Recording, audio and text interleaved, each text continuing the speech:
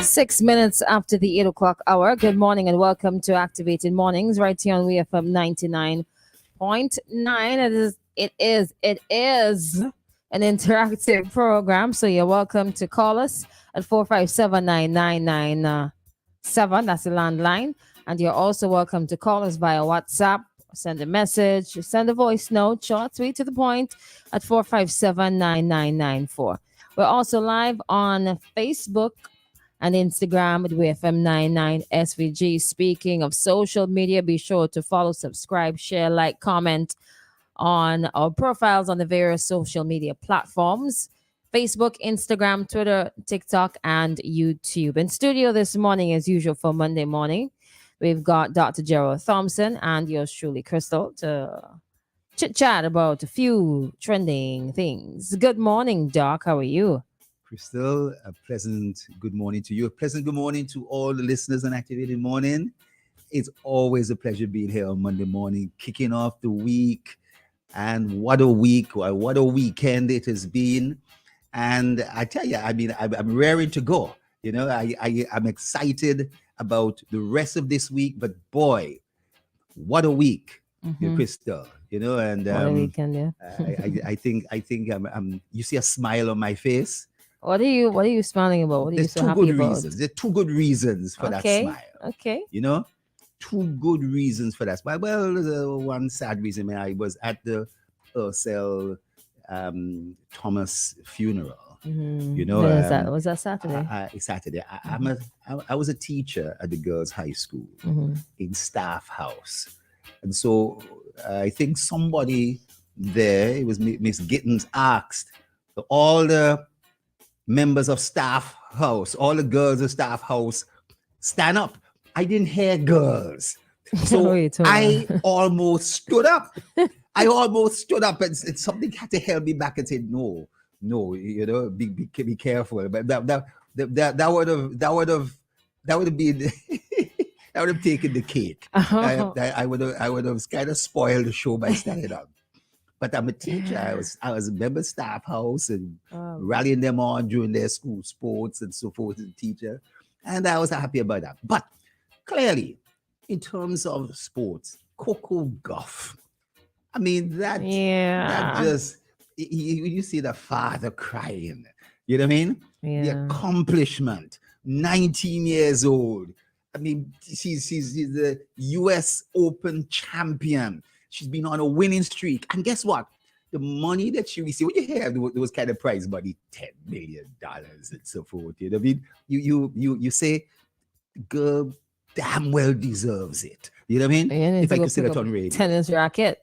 Yes, man, I tell you something. And, you know, you were thinking that after Serena and Venus, that era has of the black woman may have faded, but it's lovely seeing a number of black tennis players really coming up, male tennis players too, and really taking their own. And she said she was inspired by Serena. So that's one reason why I had a smile. As you said that, there was a video of her in, I think, 19... Okay, I cannot remember the year, but I think she was about 6 or 7, Yes. 6, 7 or 8.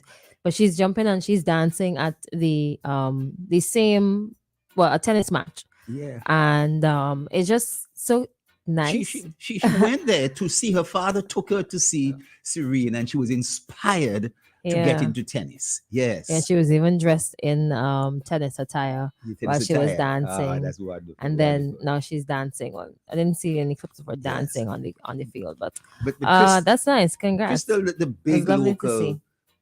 thing that's got a smile on my face is what appeared in the Vincentian, what appeared last week. And the Vincentian is his Spirit Salute Chief Magistrate. He goes on to also talk about Grant Connell, who's a lawyer of this individual who was caught with 68 pounds. And a vexing issue that has been raging for a while in terms of how much are these individuals charged for possession of large amounts. Now, I'm making a distinction between possession of large amounts and simple possession. Right. Having a small amount, having a spliff, having a joint or something like that. And that, to an extent, is being decriminalized. But in terms of larger amounts, it's not possible to decriminalize that. But to an extent, what Rashad Brown did, she essentially did some measure of decriminalizing by bringing down that particular charge, which sometimes would be for $700 a pound.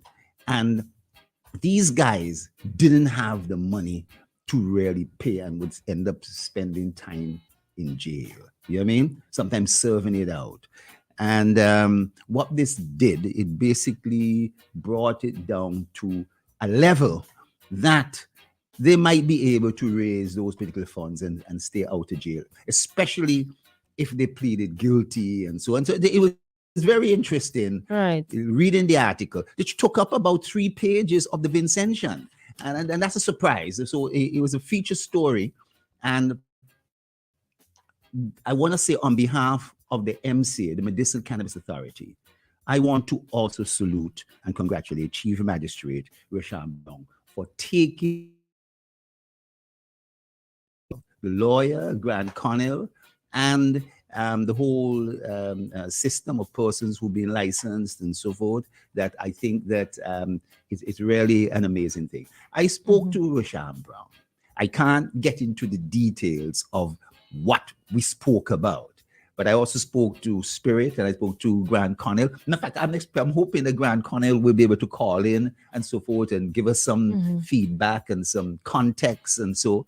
And that would be very useful if we were to get that call, you know. But I think that I've circulated the article to all the other islands of the Caribbean, to Grenada, to Barbados, to St. Kitts, to Antigua, Jamaica, where medicinal cannabis has been legalized or about to be. And I think that it's going to be an interesting phenomenon, and we'll see exactly the results, of this. What I'm thinking is, what does this spill off to? Negative or positive? What happens now, or what happens going forward in terms of the law and persons who are caught with large amounts of it is something that has to be clear. We have legalized medicinal cannabis. There are entities here in St. Vincent producing fairly large amounts for the manufacture, processing, and for export, for sales to patients and so. It's been established that cannabis has some positive beneficial effect. And there are 20 conditions that you could use it for here in St. Vincent, other places even more. And that patients can use it in a safe way, packaged and licensed and having their ID card with no problem at all from the police. It's legal. And the international conventions allow for that. What the international conventions don't want is for illegal trade, right? Growing and shipping it elsewhere. And clearly that has to be suppressed. But in the Caribbean, our issue is that predominantly of cannabis. In other parts of the world, it is heroin, it is cocaine, it is molly, it is opium. And I would never want to see or condone cocaine, opium, heroin, or anything like that coming through St. Vincent. But in relation to cannabis, as we look to establish an industry, I think there is a clear distinction between cannabis and cocaine, between cannabis and opium or heroin, or even cannabis and something called fentanyl. There are drugs in America that are legal. They've been killing over 70,000 people a year, and cannabis hasn't really killed anybody unless you're driving while it's intoxicated or so. But it is something that I do see a distinction. But at the same time, we have to be very careful with young kids. We have to be careful in relation to persons who might have some psychiatric illnesses and so forth. It can flip a few people off. So there is an acceptance that the illegal trade of large amounts is illegal. The big thing is in terms of a kind of disparity in the type of sentencing and so on. So it doesn't in any way give a green light, but go and do it. But I think that, You sure? no, I don't think so. I don't think so. But what it does is that for many years, I think there's been a view that the sentencing has been somewhat inflated, right? And that the sentencing has not been a preventative measure, supposed to be a preventative measure, but hasn't really done so, right? But at the same time, I think that you can still have these measures if they are preventative, but it can be fair. And the fairness aspect is what is considered to be important in this regard. People criticize it. But as I said, I was very, very pleased with the discussion with Roshan Brown and the thinking behind this. And, it's very interesting, very, very interesting. But let me hear what you say. How do you measure the preventative nature of an initiative? So the value that is given by the court, the amount of money that persons who are caught with large amounts have to pay, or they spend time behind bars. How do you know that that's not deterring other persons from either getting into the illegal drug trade point blank?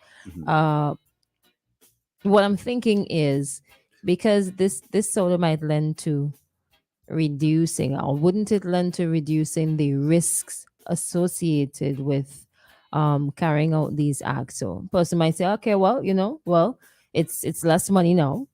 More than likely I'll be able to pay that, and I'll just come back out and continue or carry on with my life and do whatever I please. Yes. I think that the amount was so large that the individual spent now a considerable amount of time in jail that was considered to be excessive. Sentencing has to be measured.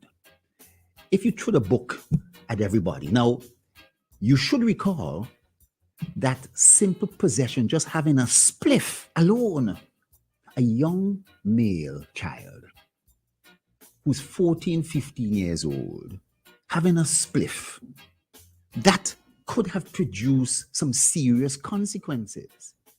Or if you were of a particular age, it then meant you had a record that now if you wanted to work in Mustique or travel or anything, you had a police record that would prevent you from doing anything, stay in your life. Now one could say, well, that's a good prevention. That is something good, but it had other consequences that stymied people's lives for making that particular mistake. And the reason behind doing it for a young male was that friends might have been encouraging them. The reason behind going and planting was that an individual say, boy, that's the only way I could feed my family. It's a complex type of situation. But throwing the book, and if you cross the street and do jaywalking, should you go to jail for jaywalking? You know what I mean? All right. Right. Or, I mean, at the same time, if you do certain other things, if you murder somebody willfully, should you serve a long time in jail? There is a distinction between different types of crimes and exactly the measures. And apparently there's a whole review going on right now on sentencing. Exactly what should sentencing be done?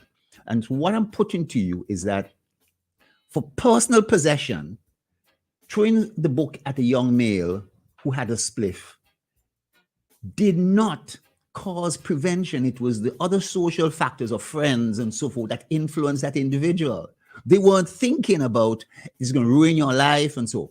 Or, let me say, certain things that are not a crime, if somebody were to get pregnant, you know what I mean? Whilst in school and so forth. Should they be thrown out of school and never get the opportunity to go back to school? I mean, that isn't a crime for sure. You know what I mean? Unless the father of the child, it was below a certain age or over a certain age. You know what I mean?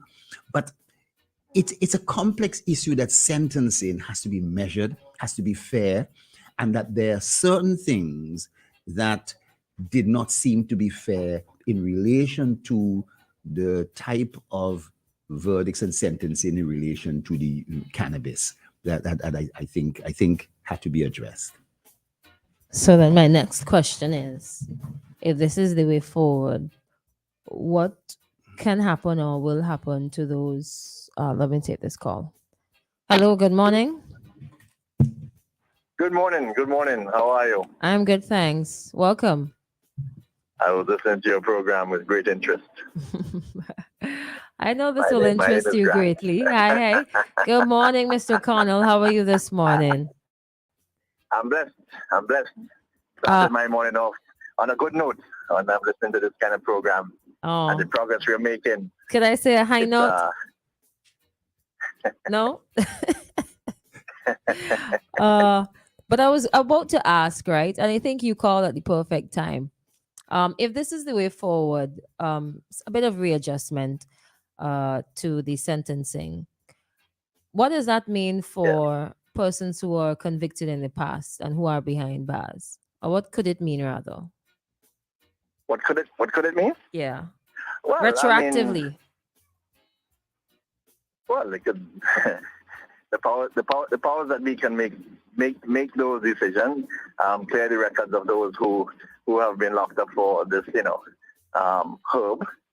And the way forward is to make some adjustments with the sentences that are passed, and first the law itself. Dr. Thompson, good morning. Good morning. How are you? Great. I'm great. I'm blessed. As Dr. Thompson will tell you, the law as it was many years ago, I think 2009.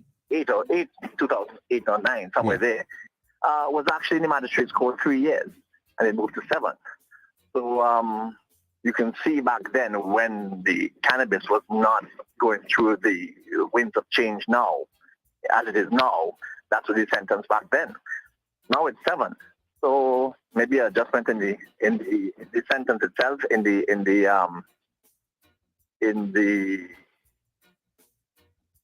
lost thought there.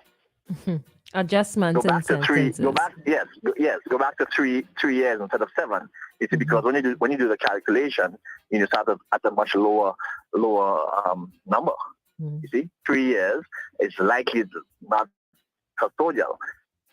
What we have to get right is the value that is before the court. Mm-hmm. When you're calculating the sentence, you can do 3 times the value. So that is an issue that we finally kind of removed the veneer a bit last week, and we got a lower value, and the sentence was more appropriate. So the future looks bright, if you can say that. Maybe the powers that be will review the law and see a reason to adjust. Mm-hmm. Grant, what I'm hearing you saying, there are 2 aspects. There is the number of years of custodial that can be awarded if that occurs, or the fine would be a certain value and 3 times that value. And that what happened was that value was increased.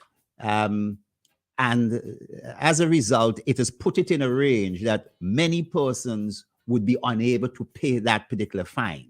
And that they would then serve some sort of sentence unless somebody came up with that money for them. And that the reduction in the price. And also, could you explain, if somebody were to plead guilty, it also gives some leeway and they don't have to have the 3 times? Is that what it is? Well, that's what the law says. You can apply a 3 times the the value. So one, you have to get the value right, because if you apply a $700 value to a pound and then a person is called to 10 pounds, you start with a $7,000 value, which you can go 3 times that, which is 21,000. Now, if you apply a $250 value to the pound, you see the significant difference in where the starting point is. You see, and right now, guns, cocaine, and cannabis are all carrying the same sentence in the magistrate's court, which is ridiculous.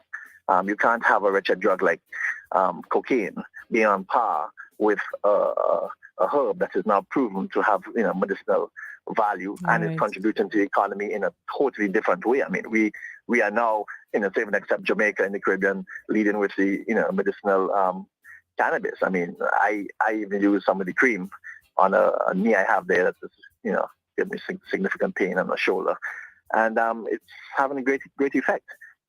So I remember years ago when I spoke of cannabis, the Prime Minister said, "Well, Cornell, what do you want people to do? Come to Vincent and smoke weed?" Well, in a sense, when you really look at the Caribbean, we're the Caribbean you're looking for, and there's one thing that we have much better and great abundance than other Caribbean countries is the cannabis. It's not to be ashamed of.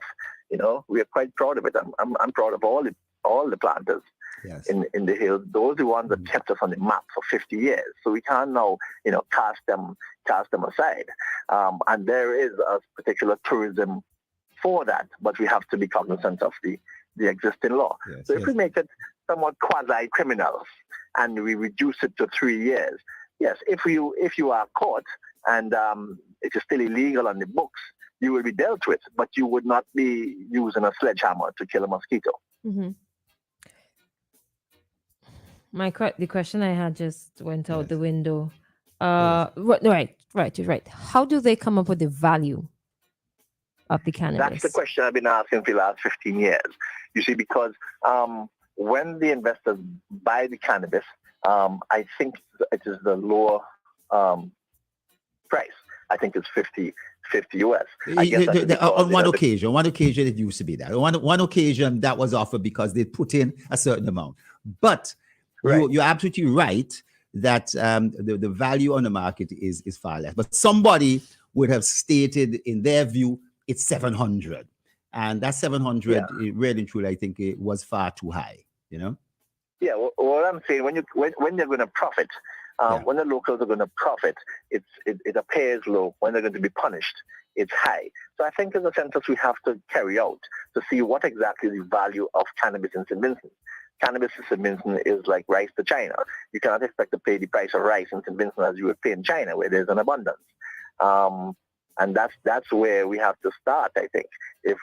Many years ago, Keith Miller carried out something and he came up with a $500 or $600 a pound value.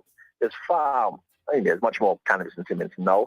As Spirit explained, if there's a glut on the market, in the laws of economic supply, demand and supply. And if you have a lot spoiling, how could that have that significant value? But we have to train the prosecutors as well. Because I did another case 2 weeks ago where a guy was found with a half bucket of cannabis. He had it in his house. A friend gave him, and he tried to make $1. Clearly, he couldn't sell it. And it was in his house for many months. It became moldy, cobweb, cockroach, everything. They brought the bucket to court, and they opened the bucket. So I held a piece of it and showed the magistrate that this is covered in mold. It's no good. It has no value. The prosecutor got up and said, no. On the books, the value of cannabis is 500, and that must be valued at 500. Nonsense. How could you have a piece of bush that can't even make a rat nest have a value of 500? Magistrate accepted it.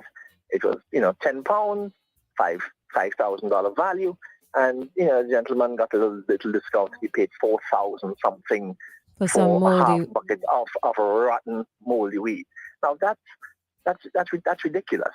In this hard water crop season, cannabis, as I told them, as long as the sun is shining, cannabis will exist. You're fighting a battle that you simply can't win.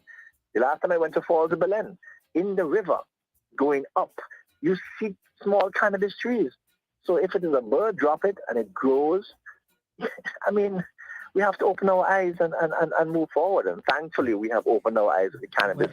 Well, the well, medical I cannabis. would say a little more on that in terms of the international thing as we go forward, because St. Vincent is not an entity on its own. But I think what this ruling does, as from a chief magistrate, is I think it sent a wave probably through the Caribbean, and I think it's going to be very interesting to see what's happened in other islands too. Yeah.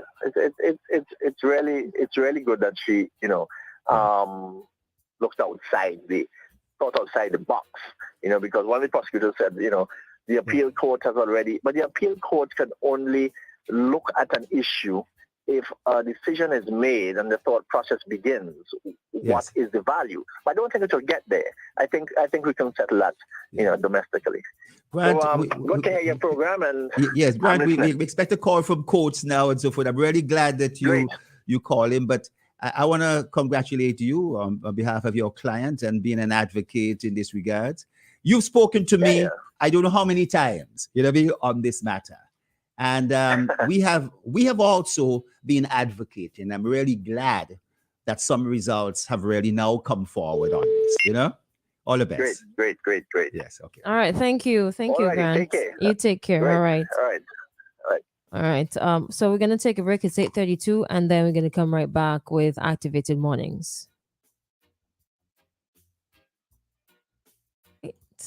Before we take the break, I thought we could have squeezed in the courts are there. Hello, good morning. Hello, good morning. Welcome to Activated Mornings. Courts Ready Cash is on the line. Hi, how are you? I'm doing well. How are you doing? I'm good for the time being. Thank you. How is Courts Ready Cash this morning?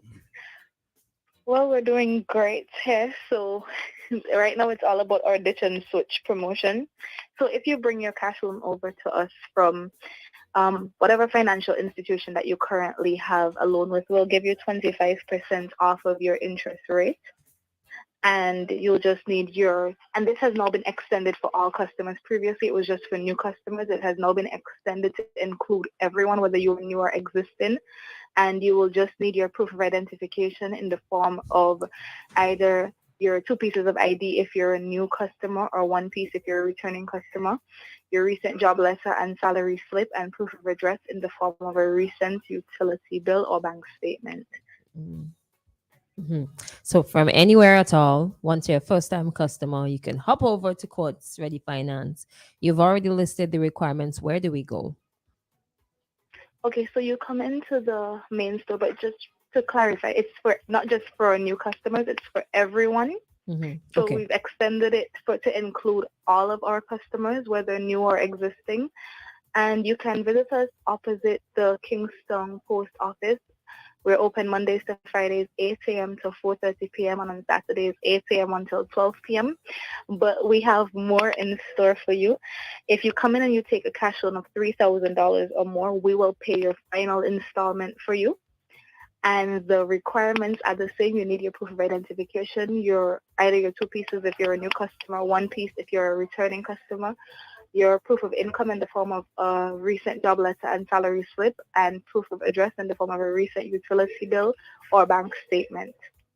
All right, awesome. Ditch and switch to Courts Ready Finance.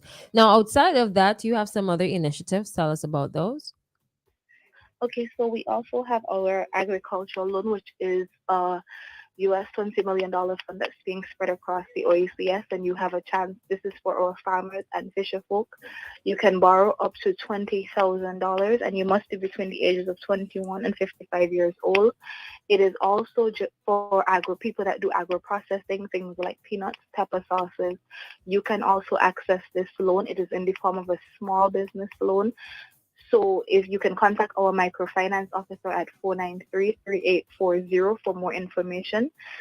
And you would need your proof of income, whether you have any present purchases or sales records for a minimum of 3 months. You would need 6 months bank statement, your valid proof of identification, and your proof of address. The business must also have been registered, so you must present either your business certificate or the application for the registration of your business. Mm-hmm. All right. So there's you said 20, you said the overall cap, but there's individual. What's the maximum? So for individuals, you can borrow up to a maximum of $20,000. Mm-hmm. So that's for each individual. So if you come in, once you can prove your income and that you are able to support a loan of this maximum, you can come in and you can take a loan of up to $20,000. Okay. Nice, nice, nice. No, I can't make it to town. Could I start the process online? You can visit readyfinancecaribbean.com and go from there, or you can contact us at 456-1325 extensions 2120 through 2124. But you would have to come in to bring in your original documents. We can start processing online, but you would have to bring in your original documents Mm-hmm. Mm-hmm. at some point. All right. How long does it take for the entire process to be completed? So it's 24-hour turnaround. And it's absolutely hassle-free. There's no need for collateral, no need for you to make any down payments. You come in with your documents, you get signed up for your loan. 24 hours, you get your cash. Nice, nice. I know people will have emergencies from time to time. Courts Ready Finance is where you need to go to get some relief. All right. Is there anything That's else? right. Maybe And we can go ahead. Sorry. we also have our payday loans for those people that, you just want something to get you through the rest of the month and you don't want to dip into your savings. So you can come in and take a payday loan first. It's absolutely interest free. There's just a one-time service charge, and it's between $300 and $1,000, and you repay within 3 months. Okay. Lovely. Maybe we can recap the ditch and switch. Right. So the ditch and switch is if you have a loan as a financial institution, you can bring over your loan to Courts Ready Cash and you will get 25% off your interest rate. And this is for all customers, not just for new customers. You would need your 2 pieces of ID if you're a new customer, or 1 piece if you're a returning customer, and your proof of address in the form of a recent utility bill or bank statement, proof of income in the form of a recent job letter and salary slip. And that's for the ditch and switch promotion. We also have a promotion that if you take $3,000 or more and you come in and take a loan of $3,000 or more, we will pay your final installment for you. So these are 2 separate promotions. So we have for those that want to bring over their loan to us from different financial institutions, and we also have for our just regular, if you want a regular personal loan, you come in, you take a loan of $3,000 or more, we promise to pay your final installment for you. All right. Awesome. Awesome. All right. Is there anything else you want to leave with us this morning? Just to recap our opening hours, we're open Monday to Friday, 8 a.m. to 4:30 p.m. We're located opposite the Kingston Post Office, and we are also open on Saturday, from 8 a.m. until 12 p.m. And you can contact us at telephone number 456-1325, extensions 2120 through 2124, and 493-3840 for more information about the small business loans that we offer, as well as the agricultural loan. All right. Awesome. Thank you so much, dear. All right, no problem. Have a wonderful day. Same to you. Thanks. All right, okay, bye-bye. All right. And there you have it. Courts Ready Cash. They're ready when you are. You can give them a call at 456-1325 if you'd like some more information. Or you can check them out online at readyfinancecaribbean.com. Time for a break. And then we're going to come right back as we head on up to the top of the hour. It's almost 9 o'clock. We've got 20 minutes before we get there. Get ready, get set, and head down to Quartz and Quartz Optical now for Beat the Clock. 4 days only. Wednesday the 13th to Saturday 16th of September. Rush down to Quartz and beat the clock for great offers. For Doorbusters, to BOGO, employee pricing, pick your discount and more. All on credit purchases, 24 months and over. It gets even sweeter with nothing down and nothing to pay until January 2024. That's right. Shop at Quartz from September 13th to the 16th and pay absolutely nothing down and nothing until January 2024. Get ready. Get set. Go down to Quartz and Quartz Optical. Quartz, bringing value home. St. Vincent and the Grenadines. It's a whole new world out there. Reaching new customers and getting products faster. That's what it's all about. Ocean freight rates are skyrocketing, so don't pay more for slower service. It's time to switch to faster, more reliable air cargo service with SkyMax Cargo. Up to 3 flights weekly to and from the USA, Puerto Rico, and the Caribbean islands, providing excellent import, export, and e-commerce solutions to put you ahead of the competition. For special low rates on small packages and air cargo, contact SkyMax today. 784-456-5400. Local agents SwiftPack Interprime Cargo. Call 784-456-5400 to book your shipments today.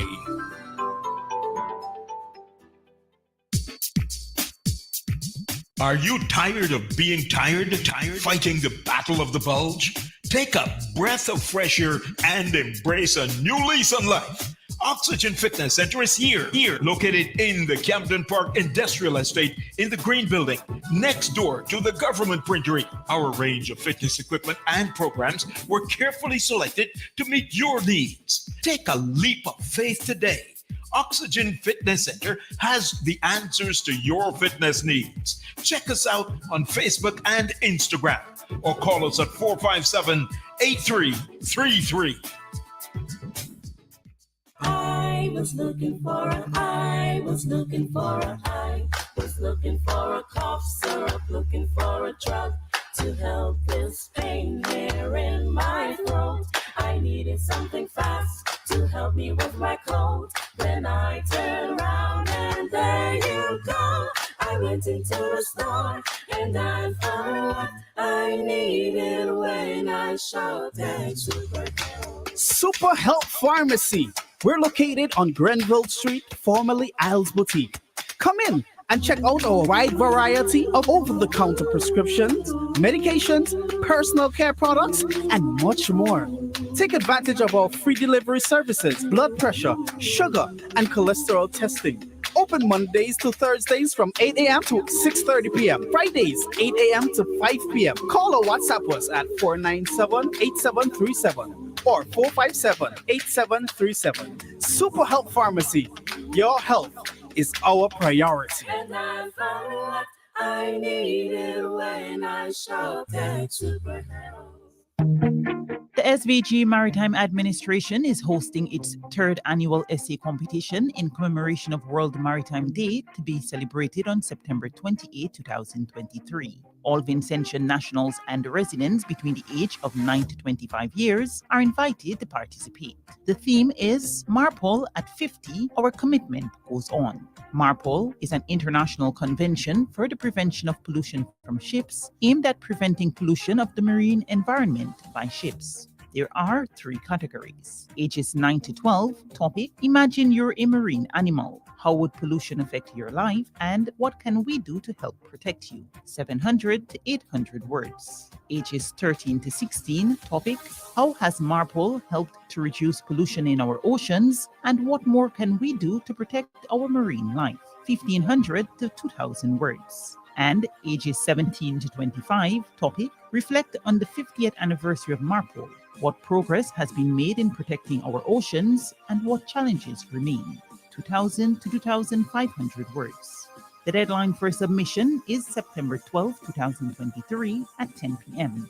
All submissions must be made via email to wmdessay.svgmarad@gmail.com. Prizes include a laptop, tablets, and cash prizes. The school with the most participants will be awarded a cash prize. Further information, along with the rules of the competition, could be found in the local newspapers. 99.9 WEFM.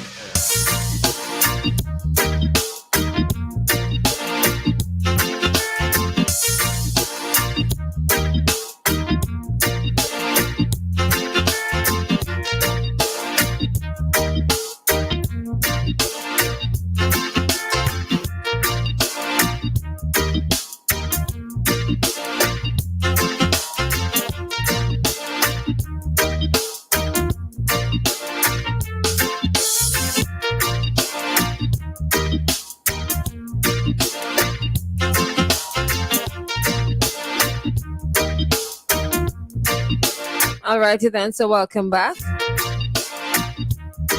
Now, a question rather came in on the WhatsApp. Doc, I have a question for you because my question might go out the window before. Does the MCA have a value for cannabis in terms of a guide for investors to purchase cannabis here locally? No. Let me say that what was mentioned there was that there was a selective group of farmers who were provided with seeds. They had their plowing done. They were provided with mulch. They were provided with fertilizers and all sorts of things. They were really provided with everything.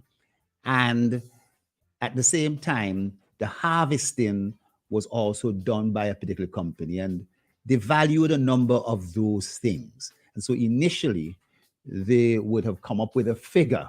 But for some,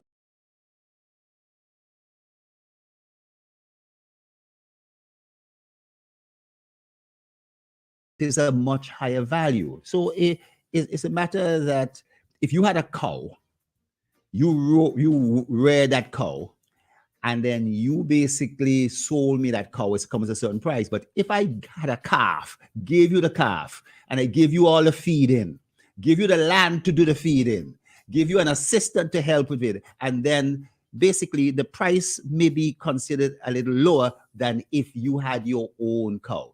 You know, so there isn't a value. And let me say, just like any commodity, values change over a period of time depending on who you're selling to. You're selling internationally, if you're selling regional, if you sell, you know, the price fluctuates for certain things. The price doesn't stay the same. And so there's a negotiated part of it. But what I said a while ago is that if somebody's providing you with all the inputs, all the seeds, all the harvesting versus someone who is doing everything on their own, there's a difference, and a distinct difference in price. You understand? I don't know if I've explained it. There's a difference in cost, but is there a difference in value? You know, now this is the other factor about value.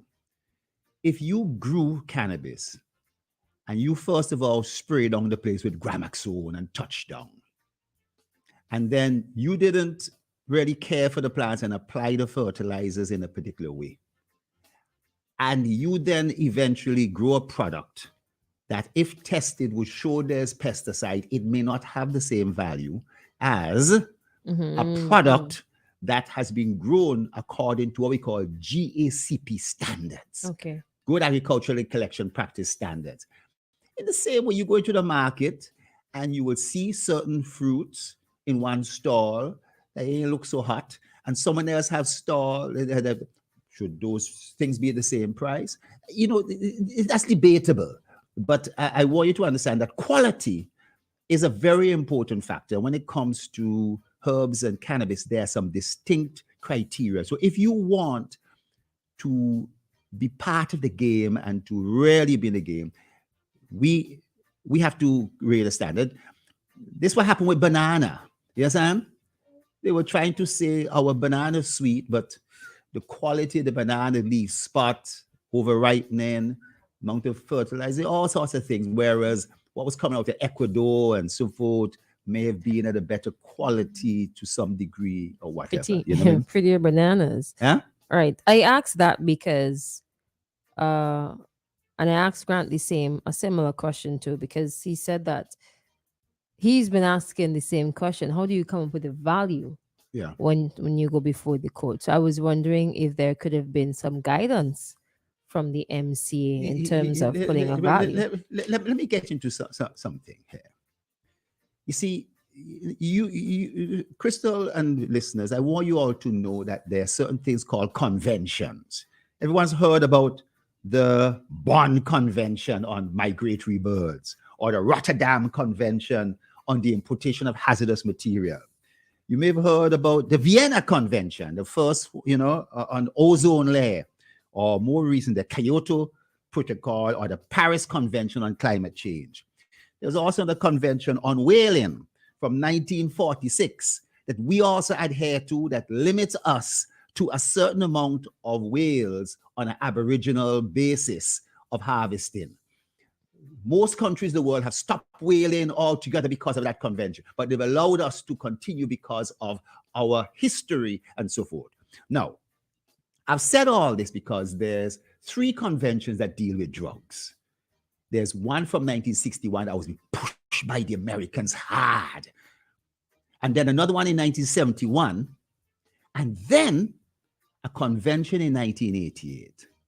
When James Mitchell signed that convention in 1994, it allowed for the Americans to be able to come in, which they did in 1997, 98, 99, I think 2000, and they chopped down all the weed and so forth.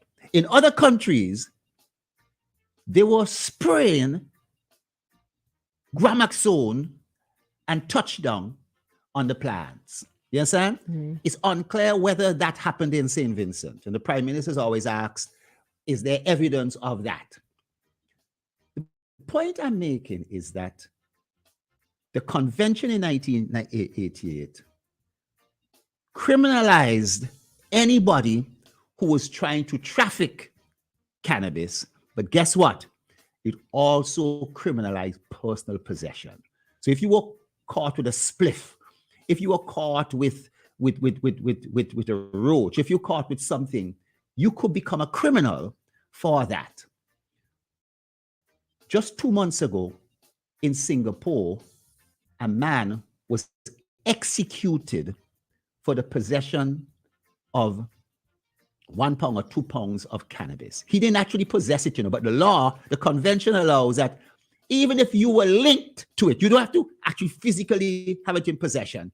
But if you were linked to something related to this, So in St. Vincent, imagine if somebody in Singapore had 68 pounds. I mean, somebody was executed for 2 pounds. What would happen if they had 68 pounds? You know what I mean? They might execute him and the family too. You know what I mean? Mm. The point I'm making is that in the convention, it also allows for medical use. And there's been a debate. What does possession mean? If I had plants growing myself, 4 or 5 plants for my personal use because of some medical condition, is it personal possession? Most countries said yes. You understand? And so for a number of years, the conventional thinking and falling within the treaty and the pressure that's come down from the United Nations. If we harvested 6, 7 whales, do you know the world would come down on St. Vincent? Greenpeace, everybody would come and say, St. Vincent is the worst place. Let's boycott St. Vincent and so forth. You know what I'm saying? If we were to allow a whole set of hazardous waste to come into St. Vincent, let's say we could make some money by hazardous waste coming in and dumping it down at Baleine or something. So people would say, man, listen, somebody need to be shot for that. And I'm making the point that personal possession for your own use at over half of the world is still illegal and can give you some tough sentences. And the trend now is in many parts of the world that particular personal possession has been freed up. Here in St. Vincent, it's been freed up. It's been decriminalized. They don't want you to smoke in public. You can't go in front of the barracks and smoke, and you can't go in front of a school and so forth and smoke. But, and in that way, you could get a ticket or you could get fined and so forth. But it's not going to be a criminal offense. You know what I mean? That's the point. Now, if you are trafficking 68 pounds, that isn't a small possession. That still falls within the framework. And the issue that's being discussed is, what is the sentencing or the verdict on that? I want to agree with you, because prices fluctuated because of oversupply, prices have fallen. So you can't stick with a price that was there during an illegal era when it's harder to get and prices were of a certain price, let's say. You got to come down with the times. So I think Roshan Brown has really come with the times, because prices are certainly lower than that. But if you have extra high quality,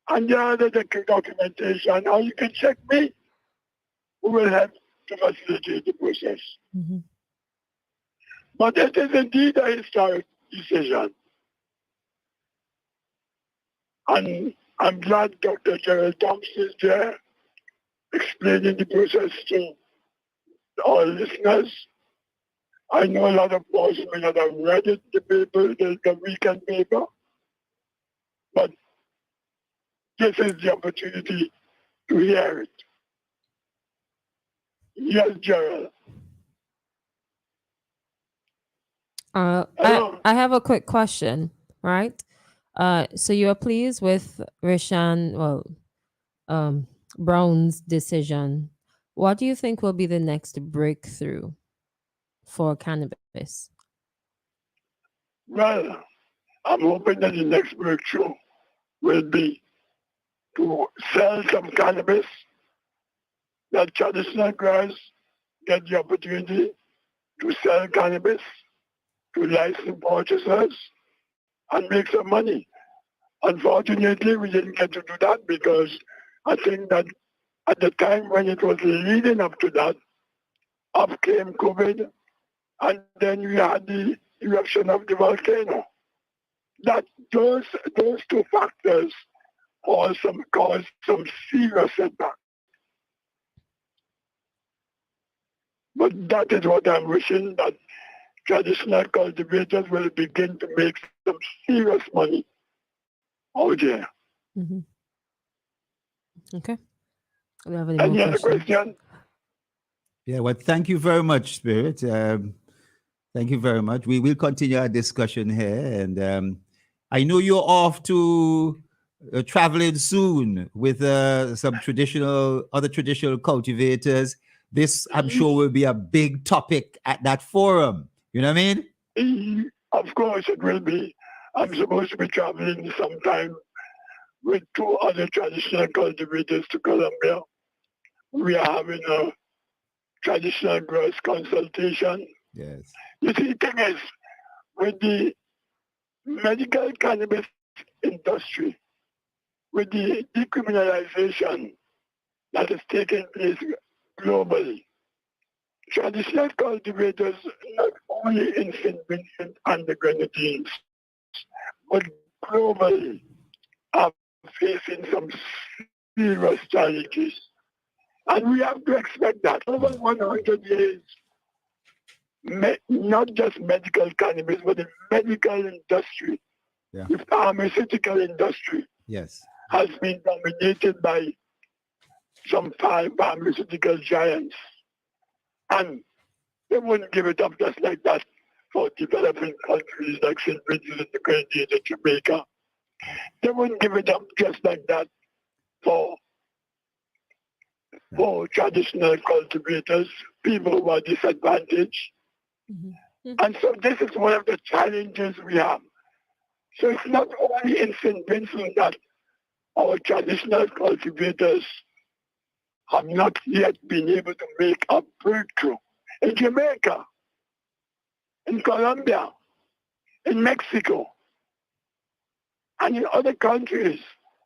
So we are meeting in Colombia with our counterparts from Mexico, from Jamaica, from Colombia, from Peru, to discuss how do we deal with this situation. How do we get the governments of these countries to help to facilitate the process that we as traditional cultivators can be better off. And as I mentioned in the interview, I don't expect, or we don't expect to be given the same equality, the same justice like those bigger folks who have the money. No, really, that's utopian in a society like ours. It's utopian in a society where we own the dollars for all the shots. It's utopian in a society that is capitalist. But at least I think we can earn a better way, a better living within the framework of the society. If you have a medical cannabis industry. Yeah. And we are given a significant place within that industry. I will continue to champion the cause of the traditional cultivators. We, from the traditional cultivators' perspective, will continue to clamor for justice and equality. And we hope that one day we will be able to make enough money to take care of our families in a more sustainable way. And before I leave, I must say that in looking at cannabis, in looking at planting ganja, we must not only look at ganja, we must look at agriculture in general, because we have to think about food security. Ganja alone can make things work. You know something? I remember a couple of years ago in North Leeward, when ganja was in its bloom, when people used to make real money, that there was a scarcity of tradesmen, even like carpenters and masons, that people in North Leeward used to have to hire tradesmen from Kingston or out in the country. Because ganja used to make money. People used to leave school, when they try to leave school in North Leeward, very often they used to go straight into ganja. We don't want it so. We want it to be more diversified. We want to have good ganja growers, good agricultural farmers, and good tradesmen. Right. We have to approach it in that way. Otherwise, crap will smoke we bite. Okay. Well, Spirit, thank you very much. Thanks for calling in. I think that was a real heartfelt review. I mean, I clearly don't have any questions. You know what I mean? And thank you very much. Thank you very much for calling in. And good luck in Colombia. You know what I mean? Thank you. Okay, you're welcome. Yes. All right, you take You're care. welcome. All the best. Thank you Right. very much. Nice. All right. And Christal, Spirit and his team. Oh, you have a clue? no, we gotta go. Huh? We have to go and come back. Yes, that's gotta right. do the We Easy City missed Bank that thing. rates. Yes, go. So hold on your thoughts and your comments. Yeah, sure. We have to take this one in. Coming to you, compliments Bank of St. Vincent and the Grenadines. Easy City Bank rates are on the way. Apologies for the late broadcast of that. Brick by brick, piece by piece, building with technology, helping wealth increase, starting small, building the future, doing more every day, doing more together. BOSVG, the bank we count on. BOSVG, our one bank together we're strong. Our nation's bank, standing long and proud. One bank, one voice, sing it loud. BOSVG. Hey, building our future. Doing more together. OSBG, doing more together. Brick by brick, piece by piece, building with technology, helping wealth increase, starting small, building the future, doing more every day, doing more together.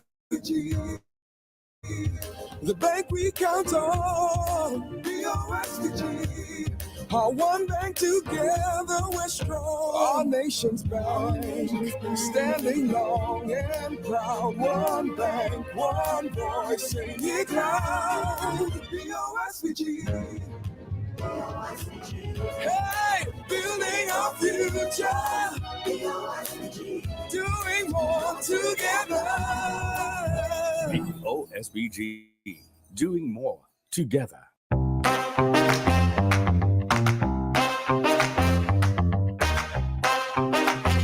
Coming to you, compliments the Bank of St. Vincent and the Grenadines. It's now time for the ECCB Bank rates For today, Monday, September 11th, the following are today's indicative rates in Eastern Caribbean dollars for key international and regional currencies. These rates will not apply to commercial banks' transactions with the public.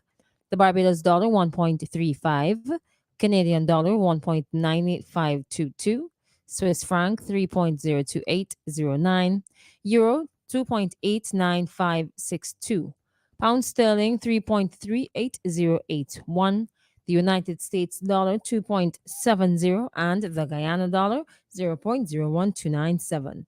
There you have it, the ECCB bank rates for today. Thank you so much for listening, and thanks to the Bank of St. Vincent and the Grenadines for sponsoring. Brick by brick, piece by piece, building with technology, helping wealth increase, starting small, building the future, doing more every day, doing more together. BOSVG, the bank we count on. BOSVG, our one bank together, we're strong. Our nation's bank, standing long and proud. One bank, one voice, sing it loud. BOSVG. Hey, building our future. BOSVG. Doing more together. OSBG, doing more together. St. Vincent and the Grenadines, it's a whole new world out there. Reaching new customers and getting products faster. That's what it's all about. Ocean freight rates are skyrocketing, so don't pay more for slower service. It's time to switch to faster, more reliable air cargo service with SkyMax Cargo. Up to 3 flights weekly to and from the USA, Puerto Rico, and the Caribbean islands, providing excellent import, export, and e-commerce solutions to put you ahead of the competition. For special low rates on small packages and air cargo, contact SkyMax today. 784-456-5400. Local agents SwiftPack Interprime Cargo. Call 784-456-5400 to book your shipments today. Did you know? Have you used them? Virtus, Medushi, Lily's. These are among the best bathroom tissue products available any place. Excellent quality, larger sheet sizes, and more sheets per roll. Check them out and compare with others. And guess what? Guess what? These are produced right here in St. Vincent and the Grenadines. I tell you, Vinci's have class. Yes, real class as always. Let's keep our standards high. Buy Virtus, Medushi, and Lily's. Made by St. Vincent Containers. Yes, sir. Our industry relies on all of us to play our part.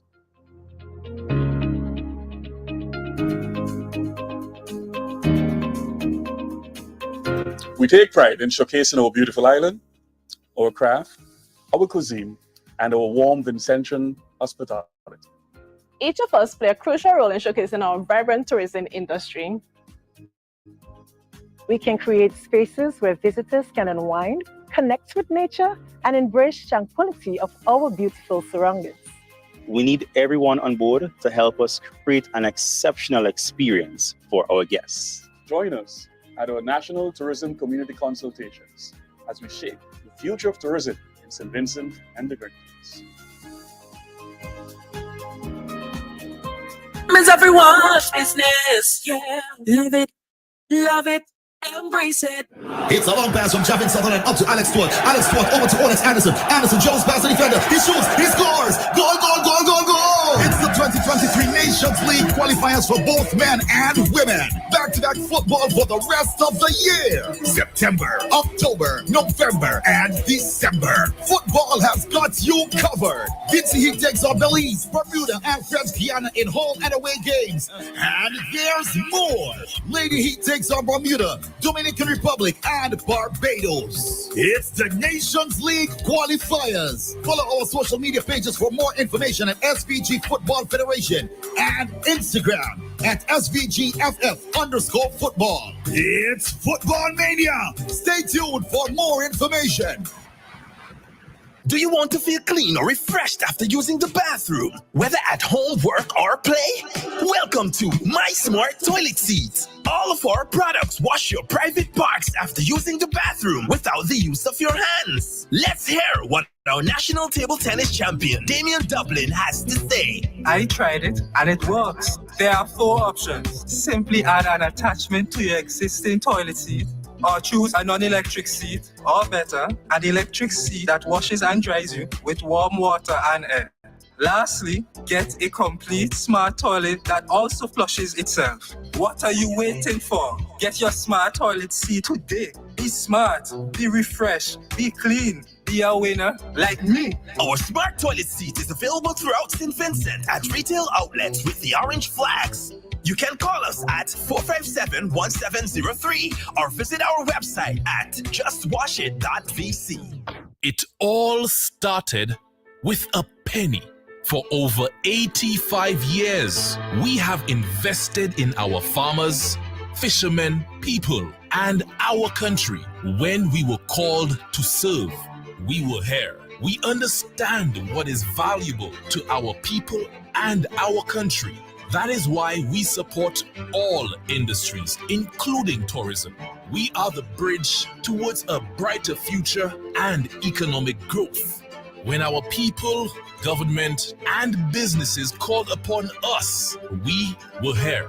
85 years later, First National Bank St. Lucia Limited is here for you. WEFM, now on the World Wide Web. Log on to SVG's first online radio station, www.999wefm.com.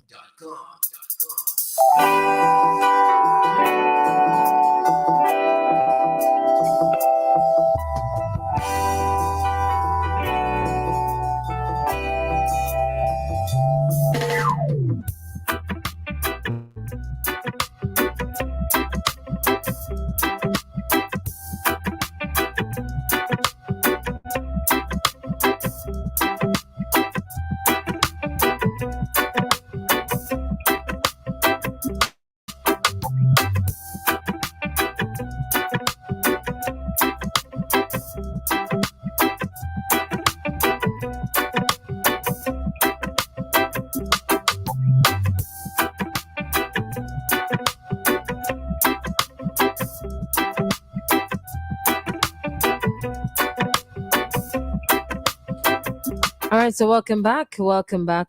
Why did I have cop chat there for today? Wrong thing. Before we head into wrapping things up or continuing the discussion, rather, sorry. Piccadilly shoes are back at Lanes with 25% off. You can walk in style and comfort in a Piccadilly shoe. Get your Piccadilly shoe at Lanes before they're all gone. Lanes, your family store for value. All right, somebody's saying on the WhatsApp, good morning. I believe that it was a mafia leader who commented, if the government can find a way to tax prostitution and drugs, they will make it legal. How does the doctor consolidate the difference between the state dealing in drugs or turning a blind eye to it and the private individual? Yes, that's a very good question, although a little misleading. The MCA is a regulator. We are a watchdog to make sure that everything goes properly according to the law. Spirit and his team are going to Colombia at the middle of this month for a traditional cultivator seminar. I am leaving a week later for Mexico, where regulators from across the region, North America, Canada, are meeting. I'm doing a presentation and so forth of exactly where we are. And I want to make a clear distinction because I actually ran a nursing home that had a wing related to drug abuse in the United States in 1990, 1993. And I saw the impact of crack cocaine, the impact of ice. I saw the impact of a whole set of drugs. People would come in flatline, and I've got to try and revive them along with other doctors. The point is, drugs are dangerous. And the only thing is that in 1995, at a lecture Having all that I was taught in medical school that cannabis is bad, in 1990, a lecture came out and said, in our bodies, there is a system called the endocannabinoid system in which cannabis can be used to help people with chronic pain, with migraines, with people with depression, with people anxiety attacks, people sleep disorders, people with Alzheimer's and this, that, and a host of other things. And that really struck me. And I had patients, AIDS patients, HIV patients, whose appetites were being stimulated by using cannabis. Instead of becoming sticks and bones, they put back on their weight. As a doctor, I couldn't ignore that. You can't ignore that and say, because it's considered illegal at the time. But the discovery that our body has an endocannabinoid system has fueled things. It took St. Vincent a long time to come around, and I'm a classic medical doctor. You know what I mean? I'm a classic medical doctor. People said, Thompson, what are you doing involved in that? You who worked at big hospitals in America and so forth, what are you doing? Because I believe this is the right thing. That's the point. You know what I mean? I believe this is the right thing. And it isn't about finding something to tax, because the government really does not make any substantial monies and so forth off of this. But what it does, it starts to rewrite what I consider as being social justice. Social justice. Because for many years, a lot of traditional cultivators were there. And what's going to happen very soon, we have a call there, is that cannabis from Canada and America are going to reach St. Vincent. Let me tell you. Hello, good morning. Yes, good morning. Wow. Ganja, marijuana. This has stimulated me, boy. And of course, I know you're speaking to the big boss when it comes to ganja in the country. Sometimes I wonder how the hell he got this job. But then again, who am I to question that? But good morning to you, Junior Spray Cuttle. Sorry. When you said you wonder how the hell I got this job, because, you know, Jerrol Thompson is of no value. He's not even a doctor. You know what I mean? He's not somebody of any value. That's what you're saying, right? You wonder to yourself how the hell he got the job. Let me tell you, I will not confirm nor deny. Let me sound like your prime minister. No, you asked the question. You could explain why you asked the question, how the hell he got the job. Who is he? Huh? Oh, you won't go there. All right, you said it, but go ahead. Yeah. It's good that you still at least when this thing started in St. Vincent and Grenadines, when this thing came up about medical marijuana, I said, there we go again.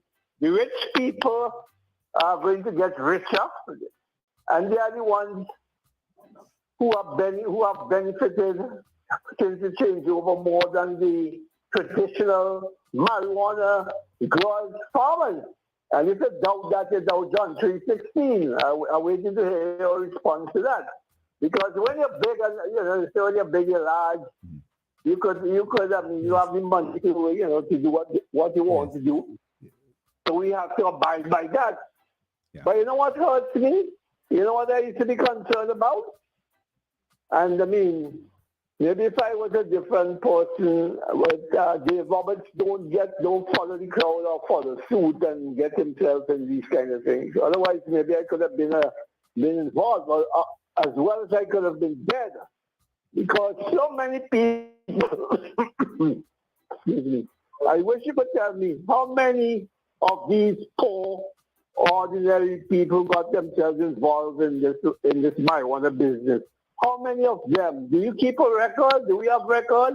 How many of them would have lost their lives in the hills and on the seas around St. Vincent and Grenadines? That is something we should take stock of. And that is my biggest concern. Yes. Well, and I know people. Dave, you want me to answer you on that particular note? When I'm done, you go answer. I'll get all the time to listen to you. Well, no, let me tell you something. We know 8:50, we all go 8:20. you come on for. I love when you talk for about 15 minutes, but you ask number of questions and stuff that we don't get to answer all of them. Mommy, interrupting me. Let me just finish and get off. Sure, when good. You have the whole day. You could talk whole day. Yeah. But I just want to say this. That has been my concern over the years. Been your concern. I remember a teacher, a female teacher, was featured in the paper some years ago. She lost her husband or boyfriend or whatever, and she had small children. And it all had to do with being killed and never returned. But he was a known drug dealer and so on. So, but my point is, under the white man system, I thought you were going to allow me to come in there. Under the white man system, that's how it is. Black people always suffer the consequence. I make no apologies for saying that. White people, and they have their what they call it, in these islands or whatever, who have to go by what they say. They Robert have to go by what they say. Right? But all I'm trying to say is that black people must be, there's so much things black people need to be conscious of and so on. So, how much are those traditional farmers earning in the business these days? It is sad. And to my brother there, Dave, let me come in here. I would love you to stay on the line. I would love you to say, if you want to go, you could go, but let me come in. Get a better deal for the non-traditional farmers. I have to talk about this now. Because yes, I know, Dave. Let me answer the question, Dave. Let me answer your question. Because I know some guys would have done well. I would have gotten a drink. They would have buy me something and so on. But, with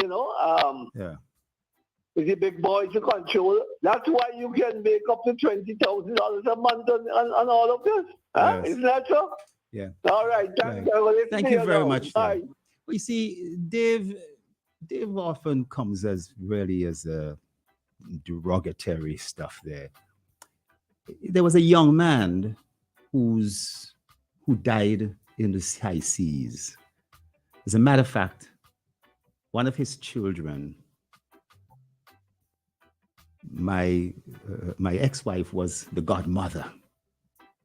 I know them personally, and I know a number of other people who lost their lives in this trade, the illegal trade. That individual Dave was talking, his name was Bokito. And many others would have lost their lives, disappeared, or found themselves in jail in various other countries, from Barbados to Martinique. The issue of what you asked the question to straight, what's going to happen next? What he hopes to happen next. Yeah, what he hopes to happen next. Right. But I could talk about one of the great dangers we are seeing is that there's not only legal product from Canada, not yet from America, but if America legalizes, be sure persons are going to be in the Caribbean and says, product from North America is better, far better than what any of you could ever produce. And they have been penetrating and introducing product into the Caribbean market. But in addition, there is illegal stuff. I want to tell you that at least 2 containers, one from Canada and one from the United States, have been intercepted over the last year, bringing in what they call high-grade product to the, and this is ongoing in Grenada, in Jamaica, in various other countries. And the third thing is there's something called synthetic cannabis. Synthetic cannabis, Dave. And that synthetic cannabis, 2 weeks ago, there was a big article in Barbados that Barbados has to clamp down on synthetic cannabis coming in. And we, basically, our customs, our police are also on alert to make sure that does not take place. So in terms of trends, I am far, far more worried about a takeover of the Caribbean by product coming from elsewhere that may be legal, illegal, or synthetic. And I want everybody to know that we are not going to sit back and allow that to happen. You understand? Now, at the Seems same time, challenging though. Huh? It seems very challenging. No, you see, if the average person was offered a product from North America versus a product from America and say, which one do you want? But are they going to know which is which? Well, no, if they're told this one's from North America and this one is from St. Vincent, and the one from North America is better, you know, it comes from, it's nice, got pretty labels and all that kind of stuff and so forth, well done up and so forth, a ribbon around it, you will find that there are some people who would say, no, I want the local product. But far too many people will say, I want that foreign product. You understand? Foreign product might be cheaper. The foreign product is likely to be more expensive. You understand? Now, one of the issues that we face is that for St. Vincent, we've always had a fairly decent quality. But, Christal, over the last 3 years, the quality of medicinal cannabis has significantly improved. Not just in relation to the potency and so forth, but also in the absence of toxicity. The spraying with Gramoxone and touchdown has virtually stopped. You know, luckily we have a soil that doesn't have lead in it, doesn't have mercury and so forth. Some places, when they grow, the cannabis takes up the lead and the mercury. And if it gets into your body when you breathe and so forth, when you inhale it, it can cause problems. And then also all sorts of things, bacteria. So we basically pride on right now having some of the best product in the Caribbean. Can we say in the world? I'd love to say that. But I've got to say the Caribbean. And St. Vincent is a leader in the concept of the medicinal industry, which is not just cannabis alone, but other aspects that we're looking at and dealing with. Now, how easy is it to do this? It's tough. It's tough. It involves a lot of regulations. It involves a lot of care. I mean, Dave, he dismisses it that I'm a doctor, I have a master's in public health. I have, an MBA, that I have some value. He always puts it that, Thompson, you ain't got no value at all. You know what I mean? And I accept that. There are other people who basically say that, I'm not worth it and so forth. He puts it that way. And I have to accept that because every week he calls and there's that, you get that pattern there. So, but we have to respect the callers. He's expressing his views. He has expected his personal opinion.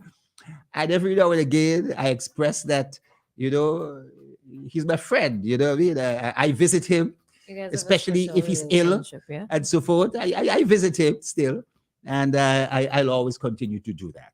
But I am saying the challenges of creating an industry or going anywhere has to be taken on the chin, and you have to move on and build things one brick, one step at a time. And we're doing that. And I want to say that we've been relatively successful so far, and we hope that it will lead to some other dividends where not only is St. Vincent somewhere that is recognized internationally, but the traditional cultivator too basically is also a part of the system. We're leaving them behind. That's the important thing. I hope. Good morning. Good morning again. Dave, you had to call back again. Why are you trying to paint a picture about me as though I hate you for all your credentials? Why can't I can't, what? That's how it comes over to you? Man, listen, Dave, Dave, oh boy, Dave. The Prime Minister has said you're arguably the brightest spot in his government. Dave, how many times do you say that? How many times do you say that? Man, you know, you're trying to put people against me.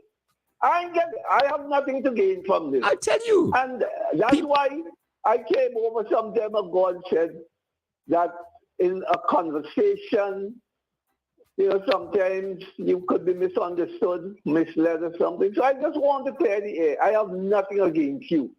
Huh? Although from ever since I know you, we have always had a relationship. You know, however you want to look at it.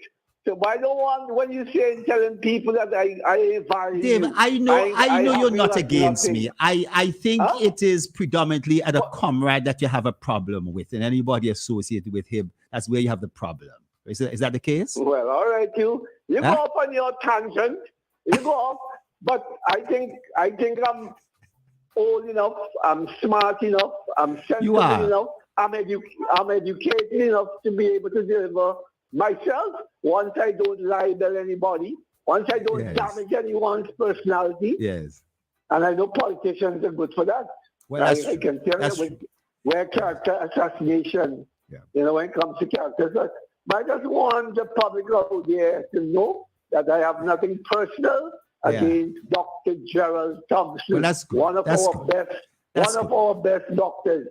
That's specialist in infectious disease and all of that. Yes. I'm giving you what belongs to you.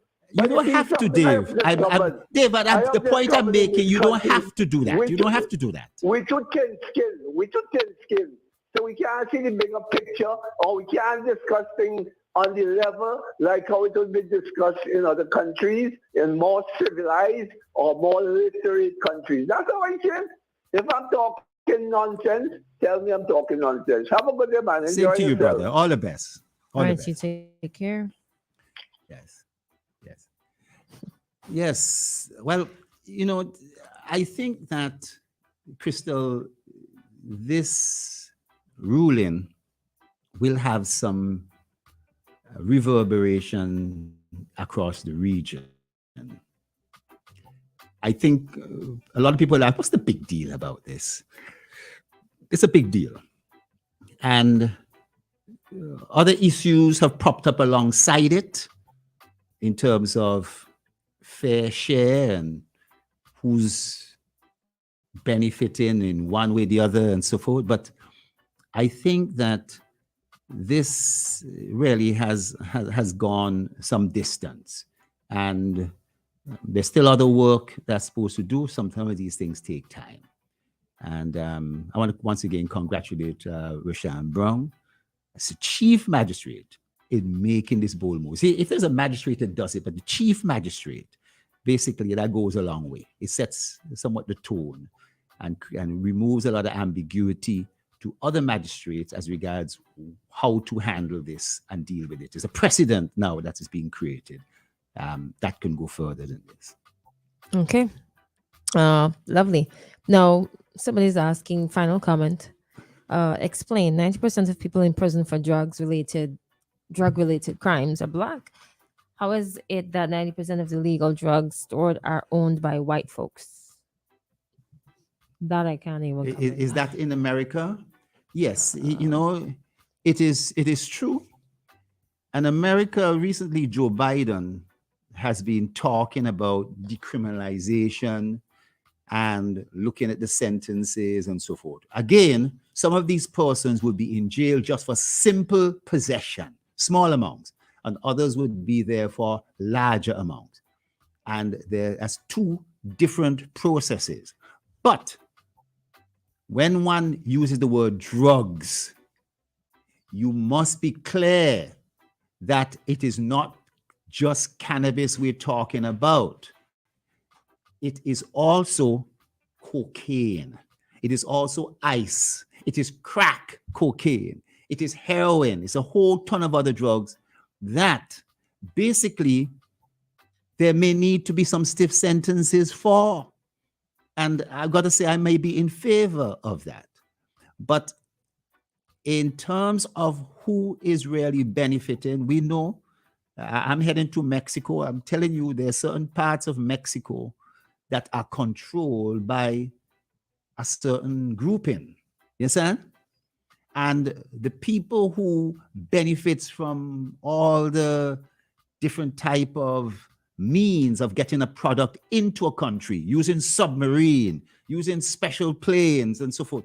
All these things require a lot of investment and money, and the only people who have that are the big wigs. So that question you have, the person's calling, who's really, behind it all and so forth. Boy, I tell you, there's sometimes a lot of payoffs of police and military, and we that's talking frank. That's talking frankly about this. But I believe there should be a distinction between what we're doing here in cities with cannabis and that of cocaine, crack, heroin, and various other type of hard drugs, as I see it. That's rather interesting. So with that, we're going to wrap things up because I have to squeeze in another ad break. Yes.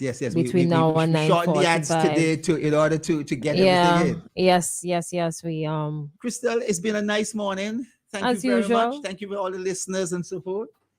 Thanks for all the callers, including Dave. We always Dave make is a your call friend. I always make a call from Dave. And he says the same thing. You know what I mean?